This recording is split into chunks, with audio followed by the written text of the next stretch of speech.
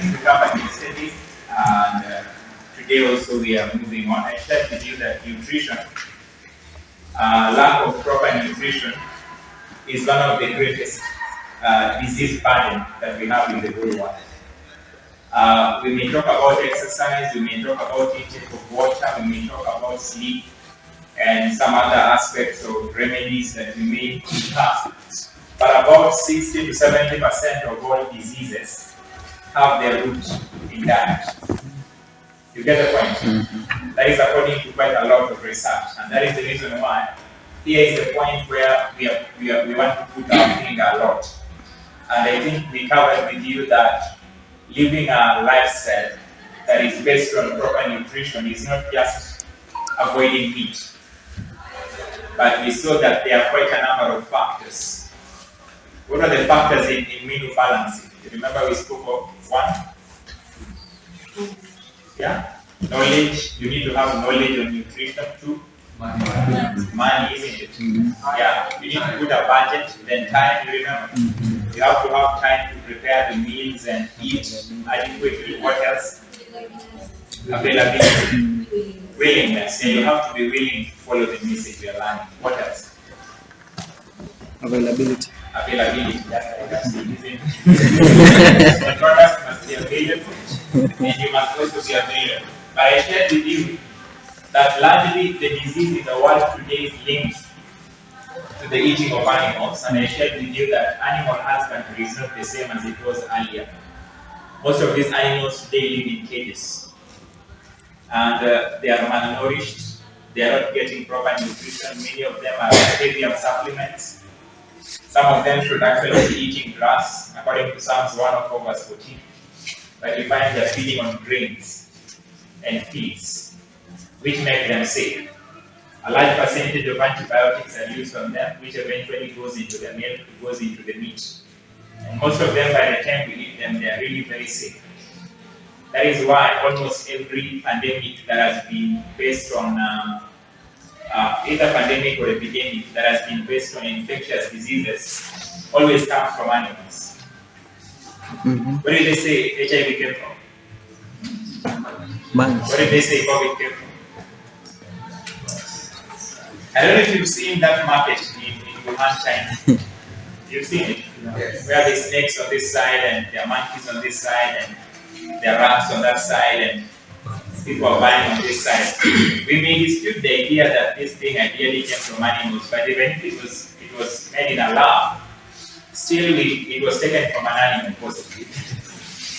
There must have been some source on how it was isolated.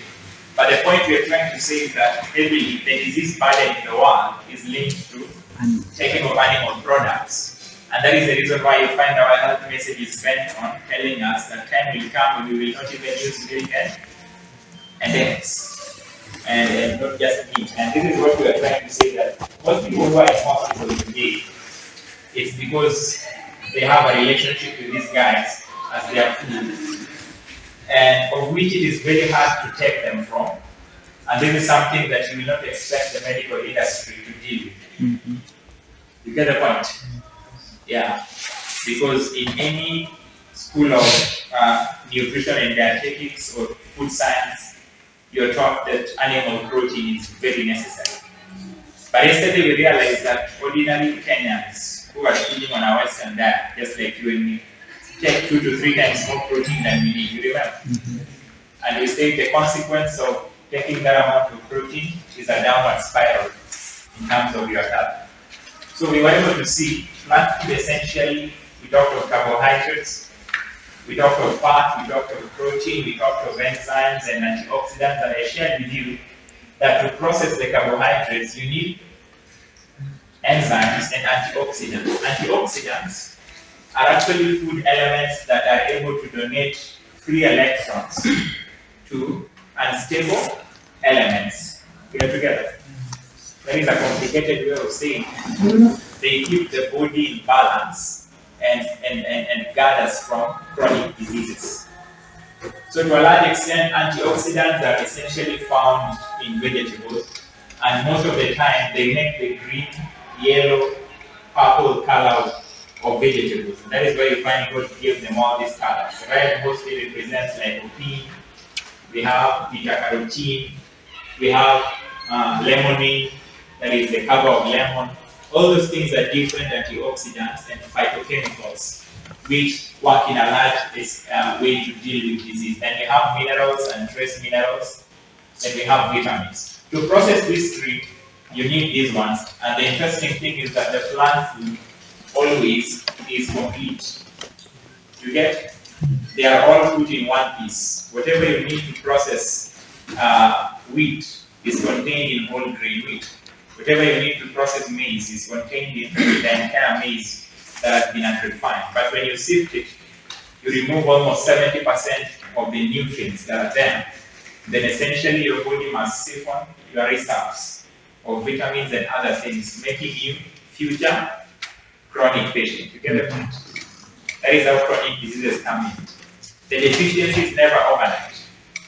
You consist on taking that sugar, drinking that soda, taking all that, because they have no nutrients to help metabolize them. You essentially end up losing more as time goes by. And as that time comes when you cannot sustain. So any difference between these two?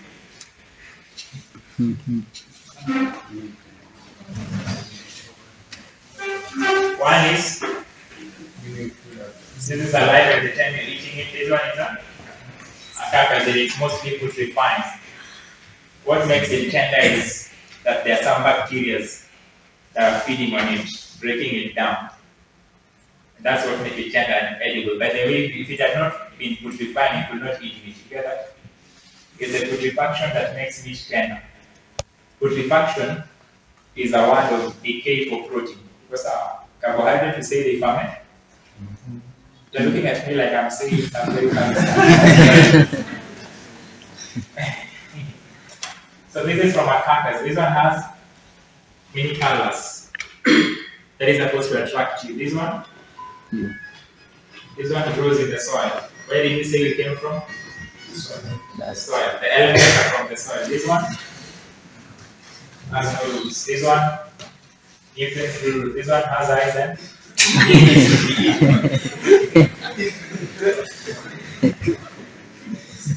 this one no blood. This one has blood. And we are reading the Bible with blood. In fact, we should not do what? Eat. This one has no pain. It's like experience pain, but especially at the point of death. By the way, to a large extent, I can say I agree with Mr. White when she says that the eating of animals, flesh of dead animals, is actually, she says it is unnatural. That is how you should take it. It is not natural. It's because of sin. It's one of those things that redemption has to deal with. We will not eat this in heaven, amen? But we have to start here. Now, which is better, eat the animal or eat the grass? What is grown on the soil?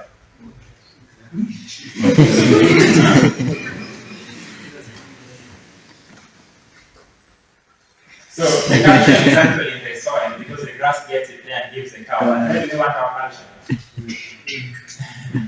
And we saw yesterday that the milk does not even give you much calcium. What does the milk do?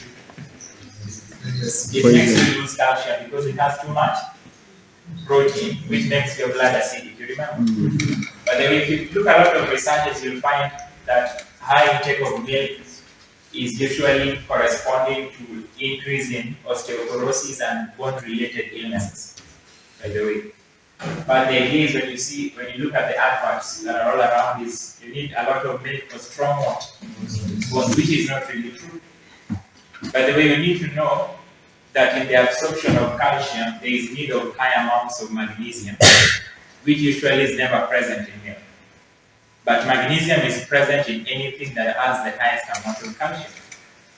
That is why you find the highest source of calcium in plants is sesame seeds. But sesame seeds almost have the same amount of magnesium because to take in that calcium, you need magnesium. What interferes with the intake of calcium is phosphorus. High levels of phosphorus will interfere with the intake of calcium. So instead of human beings taking nutrients from plant-based foods, what they do is they want shortcuts. They want to eat this because of the fat. You know, fat is very sweet. It is stimulating. So instead of this, they want the hamburger. And there is a detour, lots of nutrients. So what they could have obtained from plant food, they lose 90% with a bonus of calories, fat, cholesterol, bacteria, which make you sick. I told you that most of this come from animals. Hormones. Remember yesterday? Antibiotics, 60% of the antibiotics people take are not in prescribed medication. They take the antibiotics in meat and milk. Interesting, isn't it? Yeah, because most of them have mastitis, bovine leukemia, and other things. These animals are always on drugs. And then pesticides, purine, and many other things. That is why yesterday we said meat and animal products are linked to disease because they have no fiber, so they stay in the stomach. Meat stays in the stomach for how long? In the digestive system for how long? 72 hours, isn't it? Meaning the putrefaction is ongoing and it's affecting you. High in fat. We spoke about fat. The more fat you take, the more prone you have to have cancer and growths. Malignancy is actually feeding on fat.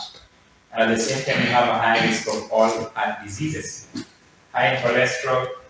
We say, by the way, high levels of cholesterol also represent high levels of triglycerides. That is just high levels of fat in your blood. By the way, anyone who has high levels of cholesterol than is needed, we say most of the time the ones you take from animals are added excess.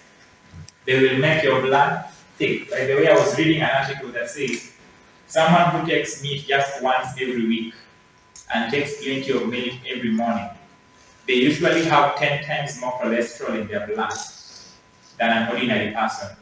And that is the beginning of blood clots. And you know clots are killing how many people in the world? You've heard of DVT? Deep vein thrombosis. They go and research on that. Yeah. And we have heart attacks and strokes. When a clot is present in a blood vessel, usually when it is lodged there, to a large extent, we call it a thrombus. But when it dislodges and moves through the blood to another location, it can easily cause damage by interfering with blood flow to that location. If it's in the brain, we call it a stroke. A stroke, because some cells in your brain cannot be supplied with blood, nutrients, and oxygen. So that portion dies, and that is how you become paralyzed. Your mouth may twist, you lose your memory. And these things happen when someone is even in the farm. I remember there are cases I've met of someone on a motorbike and they have a stroke. Someone is farming and they have a stroke. But all these things are because of this. High in protein, we say the excess protein is similar to high acidity, loss of calcium, many other conditions. It contains bacteria and virus, and contains hormones, which we say these hormones cause havoc in the body. So we saw the source of cholesterol only found in animal products, and plant-based foods do not have cholesterol. And we looked at these, we saw how they compare. There's one more thing we want to look at today is meat and manure germs. And I want to just share with you, this is from the textbook Vegetarianism, a book by Dr. J. Hoffman. And listen to what he says. When an animal is killed, the mucus lining of the intestines loses its protecting power and allows the manure germs, the putrefactive bacteria, to swarm through the organs and the tissues of the animal. Now, usually, our colon, what do you think happens in the colon? What is normally present in our colon most of the time? Bacteria. A lot of bacteria, isn't it? Yes. And that is the reason why, by the time you eat food, it looks like food. But by the time you go for a long haul, there's some smell and some other funny things, isn't it? The indication is that there's a breaking down that usually happens. So when an animal dies, the intestines loses the protecting power and allows the manure germs to swarm through the organs and the tissues of the animal. And that is why eating meat, by the way, is something I would want to put in your mind as very, I can say it's uncultured. It is not sober. You get the point? If you understand the whole process that meat goes through by the time you eat it, you get the point? You're not with me, like, not you with me now. So these things swam into the tissues and the organs of the animal. Because the meat of a freshly killed animal is tough, the meat processor relies on putrefactive bacteria from the colon to break down the tissues and make the meat tender. The butcher will say that he allows the meat to ripen. What is the meaning of ripen? But in truth, he is only allowing a process of putrefaction. Putrefaction is decay of protein, the very process that takes place in the colon. The butcher allows the colon germs to swarm through the meat and partially digest it.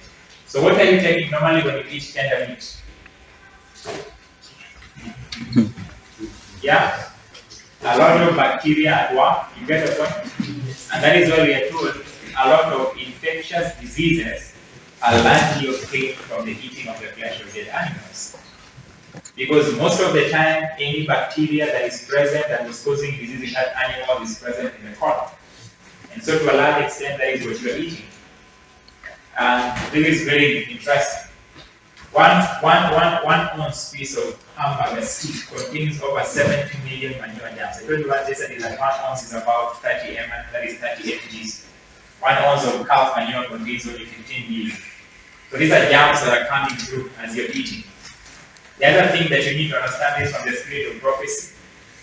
This is by Agatha M. Thrush. She's one of the founders of Pines University at the moment. She says the animalistic nature of humans is strengthened by meat eating. But you've seen this in the spirit of prophecy?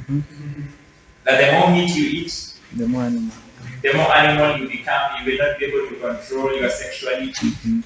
You will find pornography and immorality as a common lifestyle. You will not be able to control your passions, meaning your temper will run riot.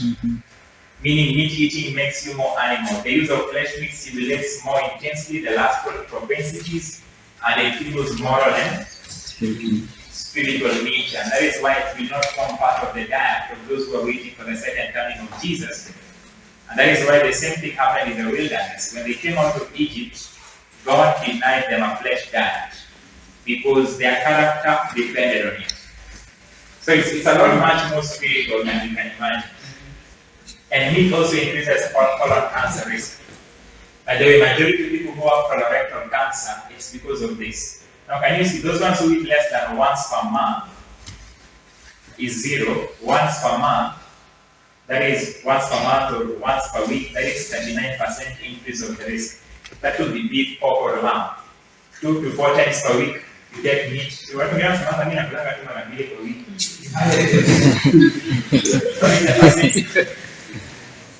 50%, 5 to 6 times per week. 84% risk of colon cancer. What about daily or more? Sure. There is a sure. Most likely you're going to have. I'll handle a lot of colon cancer cases, and I can tell you, meat eating was always there. We used to take it big. There's always some cookie in the fridge, some lamb in the fridge, or something in the fridge, and they keep eating it all the time. So you can see how the percentage is there, clearly indicating pork is the worst. Meat consumption, cancer of the mouth and the pharynx are very common. Kidney cancer is common, colon cancer is common, breast cancer, by the way. The most common cancer is breast cancer. Even using natural remedies, reversing breast cancer is almost, it's very difficult. We spoke about the effect of hormones in animal products, and I shared with you that both eggs, milk, and meat have hormones. A recent study has shown that young girls in the US appear to be developing signs of puberty at a younger age than previously believed. And yesterday we saw that this could be at 8 to 10 years old, they're already having their cycles. They're having their menses. And the question is why? Why are they having their menses that early? Early onset of puberty with its raging hormones translates into high risk of.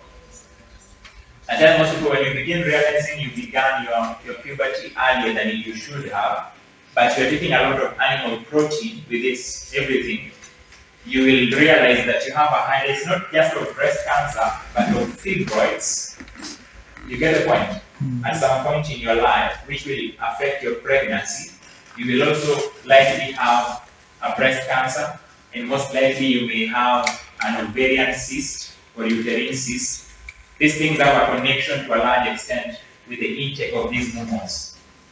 And it is very likely that hormone residues in North American beef is contributing factor in the early onset of puberty among girls observed in recent decades. So you can see it's contributing. Increased cases, these are studied by the CDC in 1980. It says increase in cases of girls reaching puberty or men at early, that is 8 or younger in Puerto Rico, led to an investigation by the early 1980s by the CDC. And what did they find out?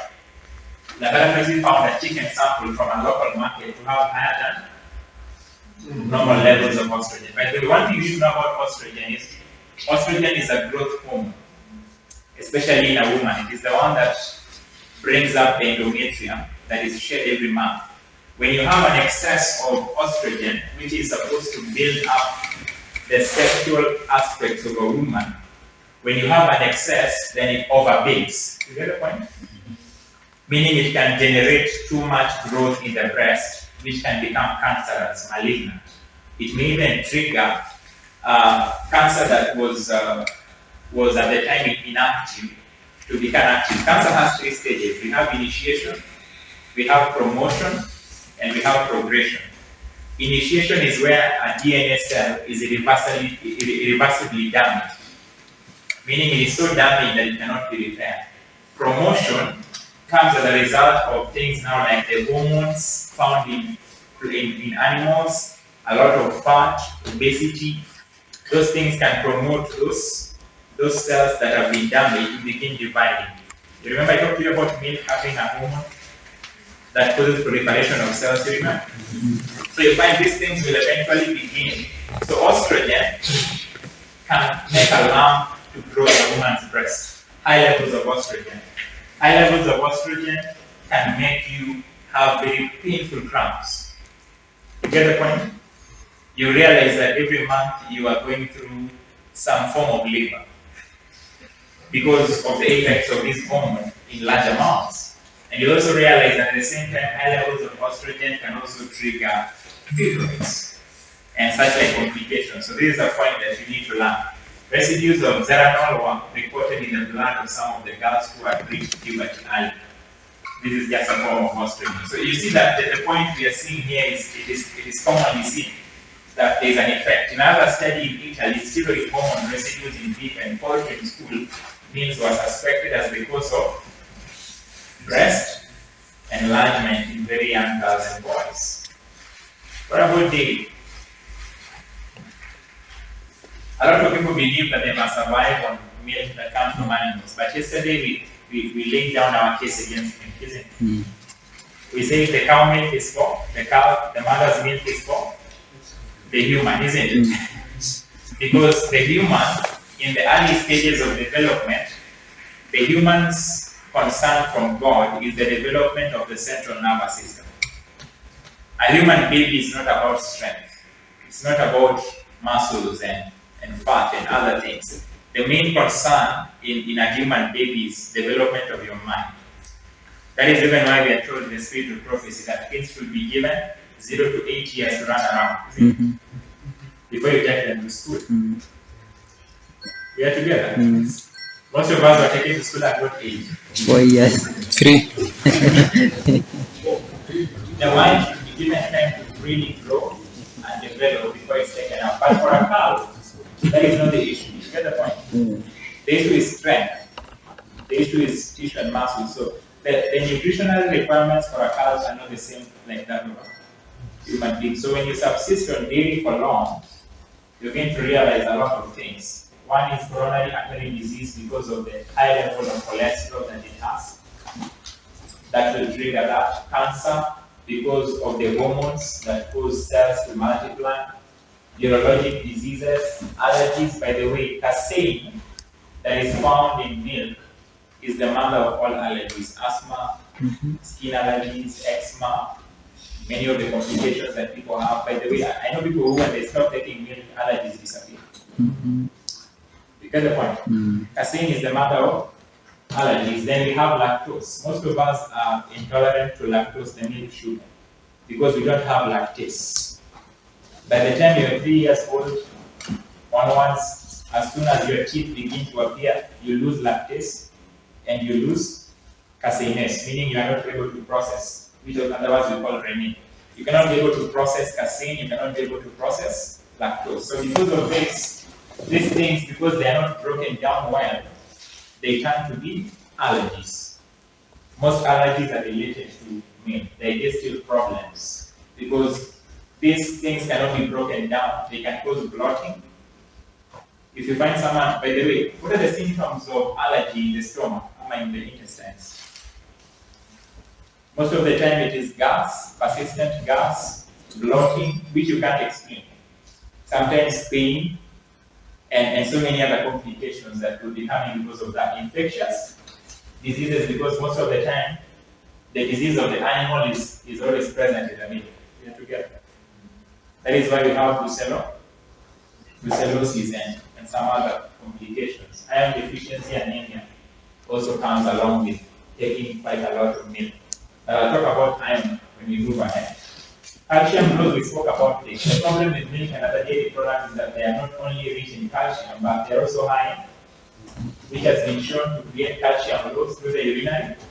So you cover this yesterday. I want to get that for now. Now let's look at something about bacteria and viruses in milk, because most of us believe in pasteurization. Now, I want to tell you today that pasteurization does not sterilize milk. And this is from Dr. UoNSDA. He is the president of Weimar University and a well-respected doctor all over the world. Listen to what he says in his book. This is a book, by the way, I would recommend you read cover to cover. You can obtain this book in Amazon, because I've not seen it being sold. I obtained a copy, a soft copy for myself, but you can obtain this in Amazon. It's called Proof Positive by Dr. Neil. It's one of the best we have in Antioxidants. He says 1 glass of milk contains 5 million bacteria after pasteurization. Can you imagine? Government allows up to 10 coliform bacteria from cow stool per millimeter after pasteurization. Meaning, don't think that because milk is pasteurized, it means that it is okay for you. And you get the point. That is the reason why a lot of infectious diseases are coming through that. This is US Public Health Service regulation. They say milk after pasteurization should contain no more than 20,000 bacteria per millimeter of milk, and no more than 10 coliform bacteria in each. This is from the stool, each millimeter. So 10 per millimeter, that is 2,500 per 8 ounces, which is per glass. 8 ounces, I shared with you, 1 ounce is 30 ml, isn't it? So 8 times 30? 40.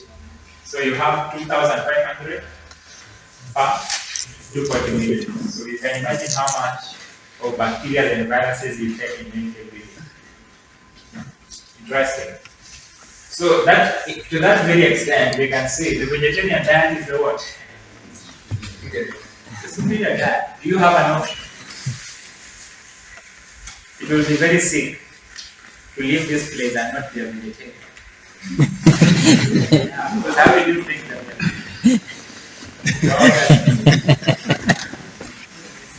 And eat the meat. And leave all these nice things. God has given us to eat. If you are vegetarian, that reduces your risk of disease. Let me see how much time I have.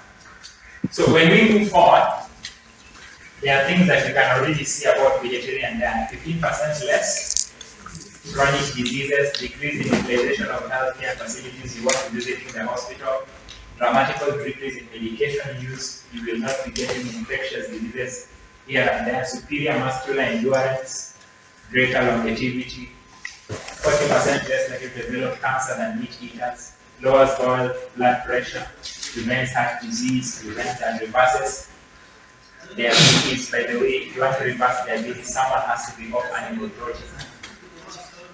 Insulin does not just take sugar into the cells. Insulin takes also fat. So even if you lower the refined foods and you're taking a lot of meat and milk, your insulin requirements are still high, meaning you'll remain diabetic. Am I making sense?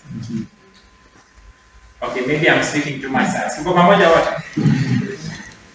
Usually, when you're diabetic, it means you don't have sufficient insulin or your body is resistant to insulin. taking it to the cell. So you have a lot of sugar lying in the blood. You get the point. But insulin does not just take sugar into the cell. It also takes what? Fats. So most of the time people think that if you just lower carbohydrates, then you've taken care of diabetes. But you need to know that at the same time, a vegetarian diet is the only thing that can deal with diabetes. Diabetes is not induced only by high levels of sugar. Also fat contributes to that. Reduces asthma attacks, risk of osteoporosis, gallstones, and kidney stones.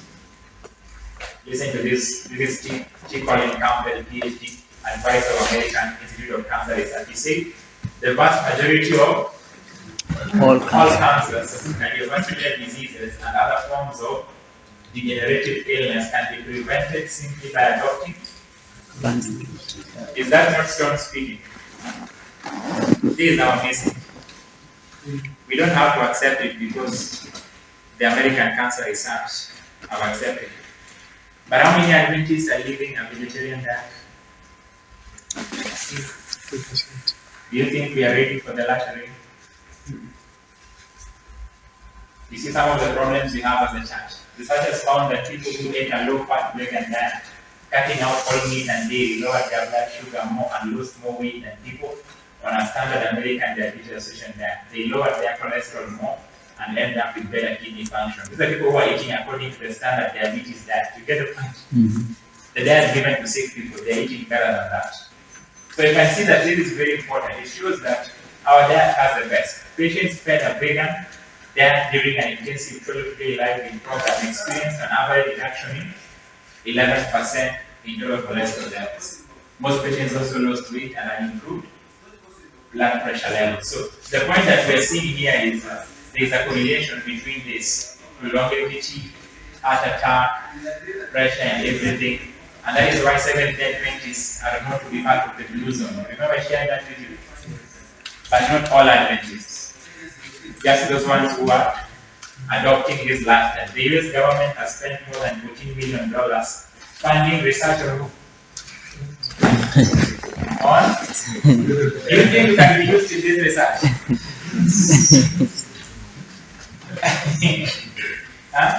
Seventh-day Adventists and their lifestyle, they found a significant decrease in heart disease deaths among vegetarian Adventists.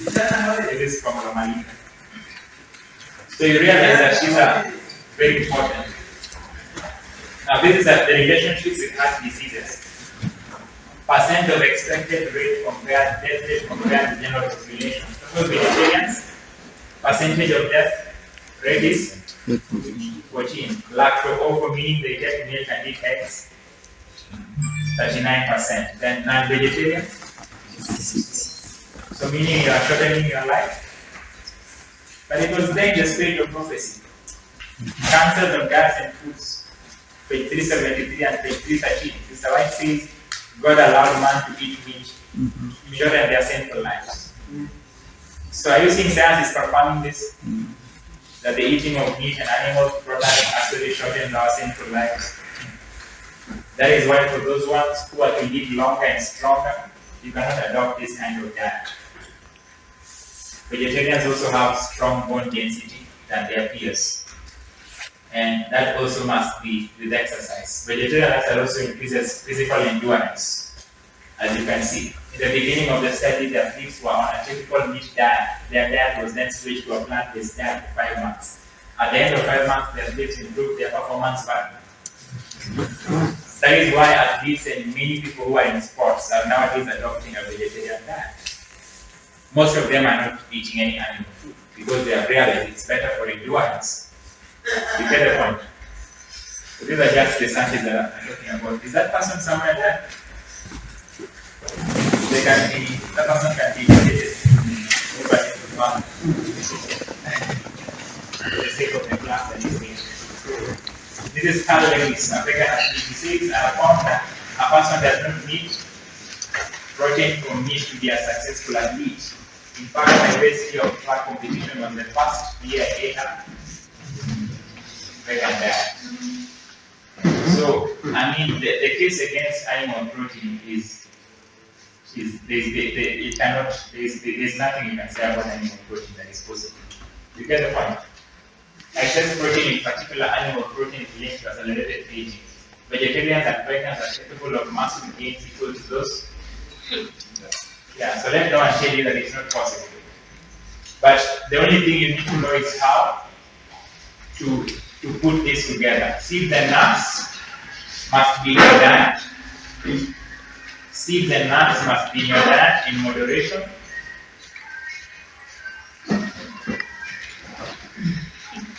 And legumes, fruits, vegetables, and whole grains. So there are things that I want to just discuss a little. Do you know that the eating of nuts lowers your heart disease risk? By the way, taking nuts every day, just a handful. I discovered that it's not a full hand, it's just a level size handful of nuts every day. You don't need that. Just a level size of your hand full every day. Actually will be able to reduce your heart disease risk. It lowers cholesterol in the body. There's someone who asked me about lowering cholesterol yesterday. Taking nuts and seeds will do that. That is interesting. But remember, nuts have 4 times more protein than legumes. And legumes, twice more protein than legumes. And legumes have twice more than grains. You remember we shared that yesterday. So the other thing that I want to talk about first, then I discuss a small amount of time with B12. I want also to talk about B12 because there's a lot of myth that is going on even in science about B12.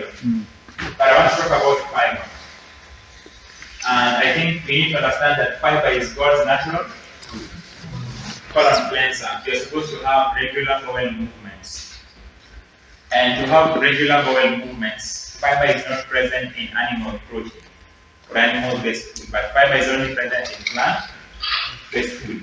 And one thing you will learn about fiber is the non-digestible parts of plants that make up the stem, seeds, leaves, roots, tubers, fruit, woody parts, secretions of plants.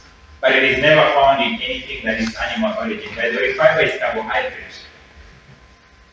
What do you remember is the name of fiber that you used to give it? Rapid. What is the other name for rapid?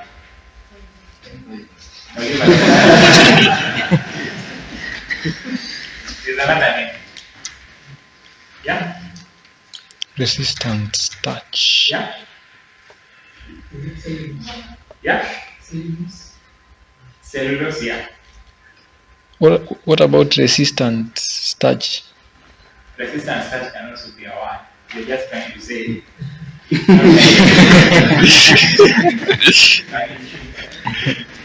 structure is that of sugar and it cannot be broken down. That's why it's part of a carbohydrate. And you'll find that it is present in different languages. There is a pectin, there is a cellulose that you're talking about, there's the lignin, but they're present in different aspects of food. Do you know rural diets where people are taking only whole grain meals that are not refined? What is the transit time for food from the mouth to the time you go for a long 35 hours? We're together. What about the city? The size of your city in the rural area?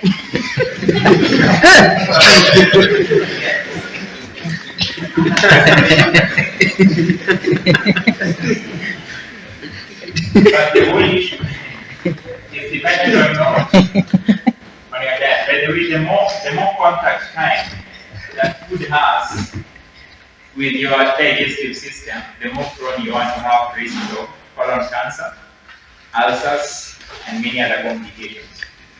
So you need to know that is the reason why fiber is supposed to be there. Lack of fiber causes halitosis. What is halitosis? Bad breath. Get together. Breast cancer, heart disease, acid hernia, gallstones, diabetes, kidney stone, bowel cancer, tuberculosis, hemorrhoids, spastic bowel, appendicitis, and all those things are caused by that. So you can see how fiber is the timekeeper from the mouth to the large intestine. It enables your food to go within record time. I'm moving because of time. Now this is the intestine, how it's supposed to be appearing naturally. You know, this place is so interconnected and put in such a way that you need something that pushes the food, isn't it? And gives it weight. So imagine eating food that does not have fiber. How long do you think it takes around this area? Quite long, and this is why this is a healthy intestine. You can see how it looks like. When someone does not eat right kind of food and does not take sufficient amount of water, your stool becomes dry, hard, with the groanings and the moanings that you have when you go for a long day. But healthy diet will be wet and soft. We normally say it's like a banana. You are not going through a hard time. You spend minimal time and you don't use a lot of tissue. That is the only way you will know that you're eating well. You have regular bowel movements, you don't use a lot of tissue. It is not those the waste produce of sheep.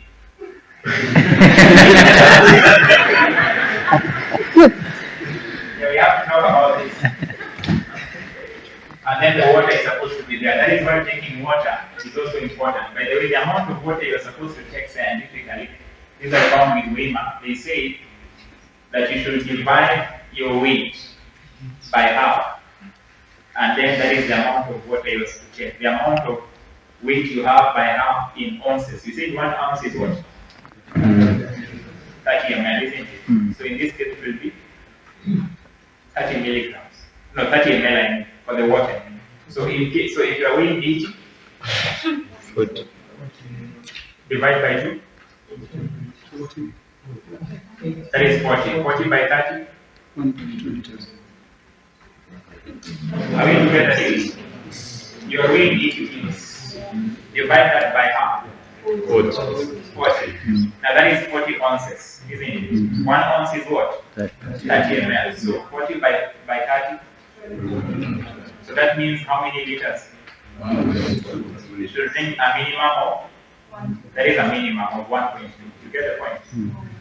That is the principle that they are trying to gain in science. But of course, it depends on many factors: the environment, the climate, the kind of work you're doing, many other things. You get the point? But that is a principle that they are trying to use in taking water. But at least take 8 glasses a day. You get the point? At least. So hard stools, you know what to do with toothpaste. That's what happens. That is what happens in your body. The difference is also there. So you need to understand that it is relieved by water, whole grains, food, exercise. See the picture.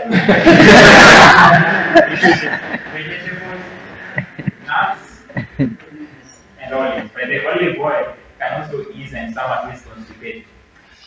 You can be drinking a quarter glass of olive oil when you're having severe constipation or even hemorrhoids. Olive oil can help you, but just drink a quarter of a small glass.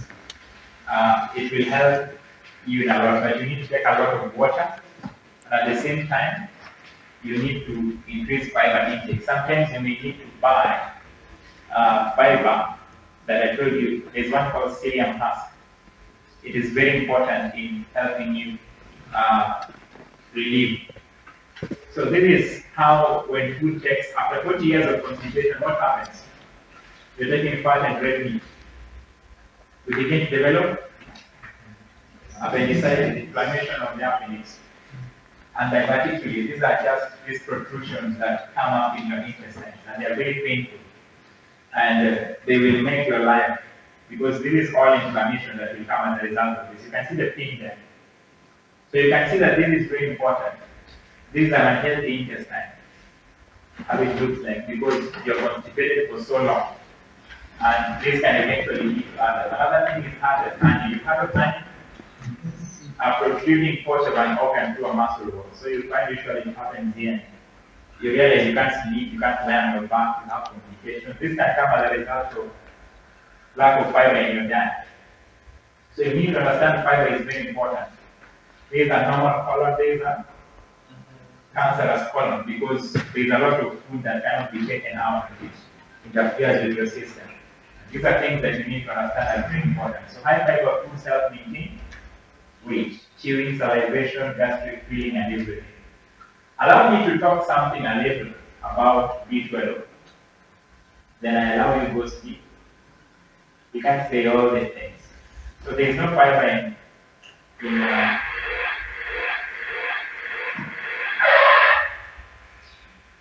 So to have high fiber diet essentially is legumes and fruit. High fiber diet is eat root vegetables each day. You know what root vegetables are?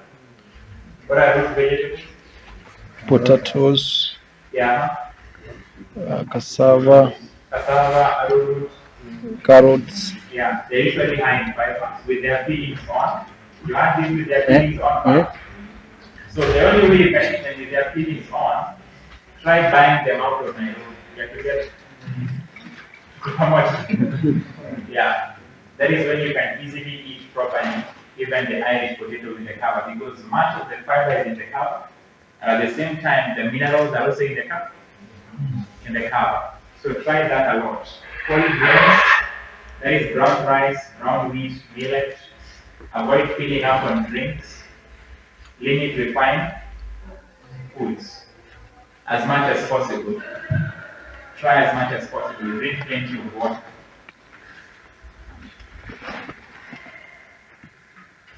Where do we get protein? Maybe to answer that also. You need to understand that a diet consisting of a variety of plant foods has a greater content of all essential amino acids than you need. If you combine this variety of foods that we're talking about, let no one come and tell you, oh, only meat has all the essential amino acids. So if you don't take meat, you will not have all the essential amino acids. Someone is lying to you big time. You need to understand that the essential amino acids can be found when these foods are mixed together. By the way, you know grains are largely high in methionine. You heard of methionine? It's a kind of amino acid. Legumes are high in arginine. So if I want to get both methionine and arginine, what do I do? I take legumes together with grains. So I take brown rice and yellow beans. They're together. Yellow bean gives me arginine. What happened to the green, the white, the brown rice? It gives me methionine. You get the point. So at the end of the day, I'm getting all the essential amino acids that I need. So seeds are excellent. So seeds and nuts should be taken just a handful. They should never go down a level size of your hand every day. But you need both the seeds and the nuts. For the men who are here, seeds are compulsory. If you want to avoid issues to do with reproduction in the future, because zinc is all that composes your reproductive system as a man. The lower you are on zinc, even your brain function will also be low, and even your nervous system will be affected. That is the reason why people who participate in masturbation, essentially this activity can make you lose so much zinc that Mr. White says women can go mad and men also you can lose your mind. It is a habit that people should be taught to essentially avoid because there is a loss of nutrients. You know, even in the marriage, sex has limits. Even in the what? In the marriage. God has designed that there should be temperance even in the bed. Marriage is not a license to have sex. You have to whenever you want. There is supposed to be moderation so that you are temperate. So men need seeds. Pumpkin seeds are needed. And I tell most people, just take pumpkin seeds, chia seeds, and flax seeds, grind them in a container. Whenever you eat, just take 2 tablespoons and pour on the food. Get together. You can always be eating quantity that is sufficient every day. Just pour that on your food. Maybe 1 tablespoon of every meal. Make sure you do that. You'll be getting enough because the seeds and the nuts are very high in protein. And soybean is almost complete in protein. We are together. Soybean is one of the best. Then we have the fruits. The amount of money you spend on tea, coffee, eggs, milk, you can spend on fruits from now henceforth. Get the point? Just divert it now to fruits. The green leafy vegetables are supposed to be present, and I shared with you, mark a source of vegetables where you live. Always there's a woman in every place who is bringing fresh veggies. You should go to the marketplace, mark them, and form a relationship. Don't just eat sagai manangu in Nairobi. We are together. Hatuko pamoja. Ama nimewambia vibaya. Tuko pamoja. Make sure that your food is well balanced. And refined whole grains, get out of the mint. Legumes also supposed to be there, beans and peas. By the way, weight for weight, you need to know that beans, peas, and lentils contain the same amount of protein as meat for kilo for kilo. The only difference is this one have fiber. You won't take as much. You get the point? Tuko pamoja? So let no one lie to you that they are inferior, or you will not get what you want. Those are usually lies. And by the way, 40% of cabbage is protein. So you're not just getting protein from just these things. Protein is there in vegetable, is there in fruits. Tuko pamoja? So let no one, don't fall to this myth that you are not getting. Most people have excess protein than they actually need. From the way I'm looking at things, the average protein that you're supposed to have is other than 30 grams of protein per day. Those who take meat, milk, eggs, and beans at the same time usually take over 140, which triggers calcium loss, high acidity, cancers, and a lot of, when you have that high acidity, your immune system is lower. Looks like I will not be able to cover the remaining portion due to time. We're in the middle of town. People are going from. Is there a burning question? I can bring down the book. 1, 2, 3. Okay, I'll only check 4. Okay, put your hands down. Anybody who can't wait, that question is so burning. If it's an ordinary question that you feel we can look at later, I only check 4 hands. 1, 2, 3. I'm making it back to me about my question. Oh, yesterday. Okay. Yeah, 1 more. So, 1. You said speak about spiritual because I think that's a good Okay. Yes. So, let me do it tomorrow. Looks like I'll have to change your. Where is that guy that came up with the problem? Allergy. Is that the point? Due to this, maybe we can see what to come on Saturday, so that B12 we have to deal with also, because there's a lot of myths even in science. So allow me not to preempt into it also, without having laid a proper foundation. Where was the second hand? I had to just ask on behalf of the majority here. I know a few of us can cook, and even they do it, but the majority of us are exposed to the food available in Klabu. If it is starch or carbohydrate, that is white rice, sifted maize flour, or white or sifted wheat flour. Yes, there is a woman who cooks brown chapo, but even it is using hydrogenated fat. Yeah, so this is starch. If anyone else goes to Klabu, that's the 3 things they look for: carbohydrate, white rice, white sifted maize flour, sifted wheat flour. The proteins, because there are variety. There is lentils. There is peas. There is the variety. Now my question is, in this kind of an atmosphere, really for carbohydrate, which will form 50 to 70% of our diet, what will be your advice to us, the larger majority who cannot cook in this atmosphere? With this exposure, what is your advice in terms of, because you told us to come there with a menu by the end of this week. In fact, that is my biggest exam for you by the time this week is over. Yes. That is why I wanted those aspects of nutrition, we handle them properly. So you can always have a meal that goes all the way even back at home, you can always have it. Now, what I did when I was on campus, because I got the health message when I was still in campus, but it was not as much as I know now. You get the point? But we formed a group that used to cook at a particular spot outside of school. And of course, there are instances where we won't be able to achieve that. What I can say is, you can form a group where you cook. There are people who live outside the school, isn't it? There are others who have so form a spot where you can form a team, and you know how you balance your meals and you do everything so that you avoid the cafeteria. But at the end of the day, if these things cannot work for you, I shared with you something on day 2. Always do the best you can. Okay. Always do the best you can, whenever you are. so that at the same time you are not starving and denying. I know of students who after health seminar like this, they stop eating anything in the cafeteria and they don't have anywhere to go and eat. So they start having health reform in a manner that we even talk about here. You get the point? So remember, whenever you're moving, that is where at the end of this presentation now I'm going to cover how to make changes in your diet. A lot of logic and reason must come into play. We are together. Yeah.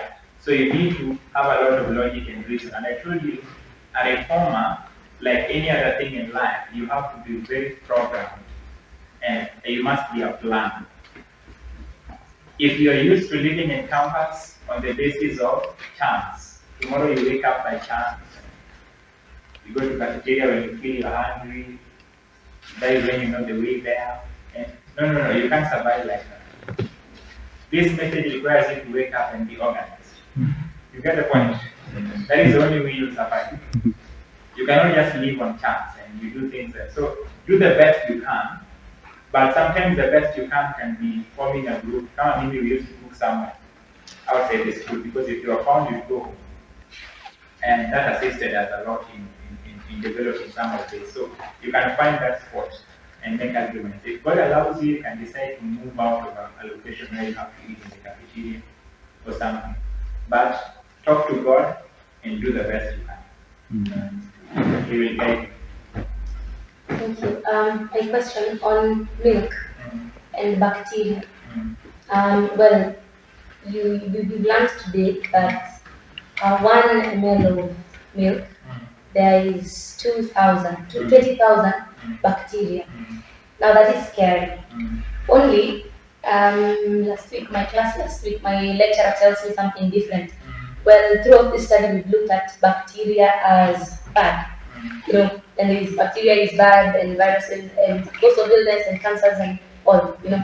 But my teacher tells me in class that there is useful bacteria, especially in the gut.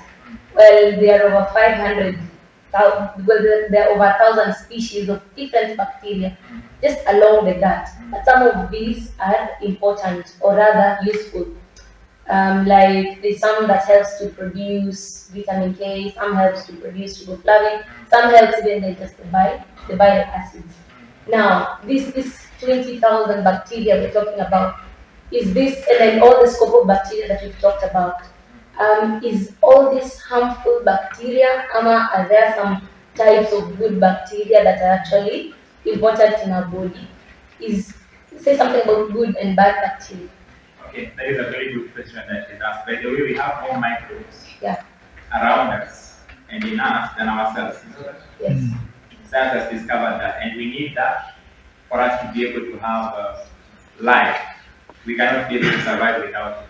Now, on the point of this, we need to understand that, okay, let me ask you a question. What causes decomposition the moment an animal dies?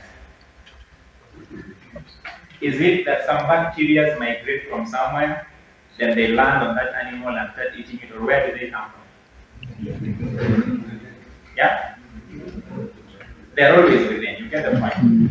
So normally you'll realize that whenever there is death, the swarm of bacteria that may have been good for you in your intestines, when they come out, the manure bacteria, the ones we spoke about, they usually turn into fungi and molds and most of these things. And to a large extent, the moment they come out, they turn out to be very devastating and dangerous. And that is the reason why they are disease-causing at that point. Of course, in the gut, they are okay. You get it? They are very efficient. We need them there. In fact, when we are doing a colon cleanse, we even give probiotics. I think you have probiotics.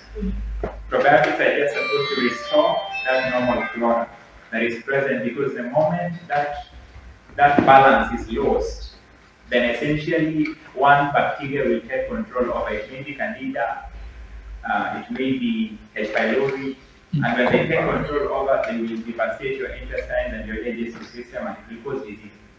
So the swarming, remember we talked about they are swarming from in there and then they take control over the body. Then two, most animals today, Mr. White says, are sick. And what are animals sick from? We can't really say it's majorly diabetes, you get the point. Most of the time it's infectious diseases and malignant cancers and tumors. And science discovered that most cancers are caused by viruses. You get that point? Maybe we look at that probably later. So you find this is the reason why when we think of milk, what comes to our mind is contamination. And to a large extent, this contamination may not be the one that is healthy. That is why I tell most people, instead of taking yogurt for probiotics, take cabbage juice. Cabbage juice has a way of cultivating good flora in the intestines. I'll share that a lot much more with you. We are together. Yeah, the world will tell you take a lot of yogurt, especially if you are ladies and you're having a lot of candida infection, mouthwash, and those complications. And maybe I'll tell you, yogurt has casein, yogurt has pus, yogurt has blood, yogurt has a lot of other complications. We're going to look at that also. I know you may want to ask any more questions on that. But the point you need to know is that they are dangerous and they are devastating. So the contamination in milk, ideally, there may be some good, but when they swim out of the colon and they come out, they are more of decomposers. So to a large extent, they are disease causing. There was one more question that I saw in the last one. Yeah, I'll come to a point and it's in my slides. So why not? But I saw that plants they lower blood pressure. Plant foods. But there are some people like I have a friend, somebody is there a way that these plant foods can also balance increase blood pressure to also Good question. If someone has low blood pressure, this is what you have to factor in mind. Low blood pressure must be managed, number one, by exercise. You're together. That person should adopt some form of exercise. Exercise naturally will trigger the heart to increase blood flow and pressure to meet the needs of the body. The second thing, they need to increase their intake of plant-based fats. You get the point? And oils. And this can only be that they must be missing in their diet the nuts and the seeds. Most of the time, people who miss the nuts and the seeds will always have a potency of having low blood pressure, or if they are on blood thinners from the hospital. In our warfarin and others, those ones can also lead to that. Another thing you need to understand with low blood pressure, if someone is having low blood pressure, put them on caffeine. About a quarter teaspoon they can be taking every day. Caffeine stimulates circulation and tones the heart. It does not lower pressure. If you're having high pressure, it can lower it. If you're having too low, it raises it. In fact, the medication we give as natural remedies for people with low blood pressure, we do a hot foot bath with a quarter teaspoon of caffeine. You heard me? Hot foot bath, you know hot foot bath? I know you know, probably. Make sure, how many know hot foot bath? Good now. You do a hot foot bath with a quarter of caffeine. By the time you're done, the pressure will have gone up. If you do that twice a day, yeah? You also drink it. Yeah, there's also the one you put in the foot bath. You put it in that basin that you are having as you're covering up the person. It will raise up the pressure when you do it. It will work much more because maybe conventionally there is no proper way of raising pressure. Someone is having very low. But this will work. You get the point? Increase the intake of fluids. That also will lower pressure. I know most doctors tell their patients to take caffeine because we know caffeine makes the heart to race. But at what cost? You get? It will make your heart race, but at what cost? So caffeine can work the magic for you. But take fats and oils that are found in nuts and seeds so that your blood is not too thin, and get an exercise that is regular, and have adequate sleep, take plenty of water. Your pressure levels will gradually go back up. We are together. Avoid garlic, avoid onions, especially in large amounts, avoid ginkgo, avoid anything that has a blood thinning property if you're having low blood pressure. Making sense? I would recommend that we stop at that point for today for your own good and mind, isn't it? Right? So that we break.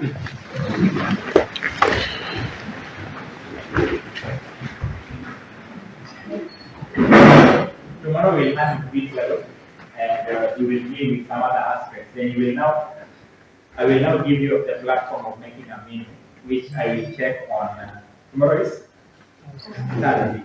I will look at it on. I will collect them on Friday evening.